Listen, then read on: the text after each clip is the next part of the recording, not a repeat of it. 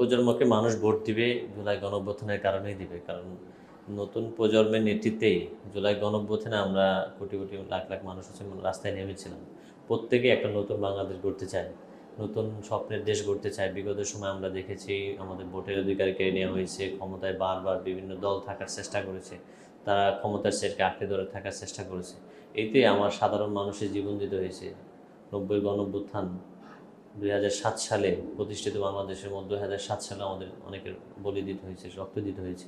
২০২৪ সালে সেই ক্ষমতার জন্য এই ফ্যাসিস্ট শেখ হাসিনা সরকার থেকে উৎখাত করার জন্য, তাদের ক্ষমতাকে নিয়ে ক্ষমতা থেকে সরানোর জন্য, মানুষের অধিকার প্রতিষ্ঠিত করার জন্য আমাদের ২০০০-এর মতো ১৫০০ থেকে ২০০০ মানুষ শহীদ হতে হয়েছে। ৩০,০০০ মানুষ আহত হতে হয়েছে। এই যে রক্ত, এই রক্তের দায় থেকেই হচ্ছে মানুষ নতুন পার্টিকে বেছে নেবে। যদি নতুন বাংলাদেশ আমরা না গড়তে পারি, আগামী ২, ৪, ৫, ১০ বছর পরে আবার এরকমভাবে ২,০০০-৩,০০০ মানুষকে আবার শহীদ হতে হবে। তখন আওয়ামী লীগ আরও কঠিন হয়ে আসবে। অন্য দল যারা ফ্যাসিস্ট হবে তারা বেশি শক্তিশালী হয়ে ধারণ করার চেষ্টা করবে। এই জায়গা থেকে নতুন বাংলাদেশের জন্য আমরা চাই ১৯৭১ পরে আমাদের বড় একটা সুযোগ আসছিল, কিন্তু আমরা ভারতের আধিপত্যের গ্রাস থেকে আমরা বের হতে পারি নাই। ২০২৪-এ বাংলাদেশ নতুন করে সাজছে, নতুন স্বাধীন হয়েছে, ভারতের আগ্রাস মুক্ত হয়েছে। ১৯৭১ সালে আমরা একটা নতুন বাংলাদেশের স্বাধীন সার্বভৌমত্বের বাংলাদেশের ভূখণ্ড পেয়েছিলাম, কিন্তু প্রকৃত অর্থে কিন্তু আমরা স্বাধীনতা পাইনি। ২০২৪-এ সেই স্বাধীনতার জন্যই আমাদের লড়াই করতে হয়েছে। সেই লড়াইয়ের নেতৃত্ব দিতে যে আমাদের অনেক ব্যয় শহীদ হইতে হয়েছে, অনেকের আহত হইতেছে। তাদের রক্তের দায় মেটানোর জন্যই হচ্ছে আমরা জাতীয় নাগরিক পার্টি।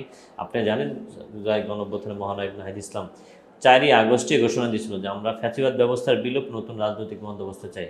সেই নতুন রাজনৈতিক বন্দোবস্তের জন্যই হচ্ছে আমরা নতুন বাংলাদেশ দেখতে চাই। কারণ আপনি দেখেছেন যে বিগত সময় জাতীয় নাগরিক পার্টির যে কাজগুলো ছিল, কোনো ব্যক্তি পার্টির জন্য কিন্তু ছিল না। অন্যান্য পার্টি ব্যক্তি ম্যান শুধু নির্বাচন কেন্দ্রিক ছিল। আমরা কিন্তু চেয়েছি মানুষের দীর্ঘমেয়াদী বাংলাদেশের স্বপ্ন কীভাবে বাস্তবিত হবে, দীর্ঘমেয়াদী বাংলাদেশ কীভাবে টেকসই হবে, নতুন বাংলাদেশ কীভাবে সারা বিশ্বের বুকে মাথা উঁচু করে স্বনির্ভরভাবে দাঁড়িয়ে থাকতে পারবে।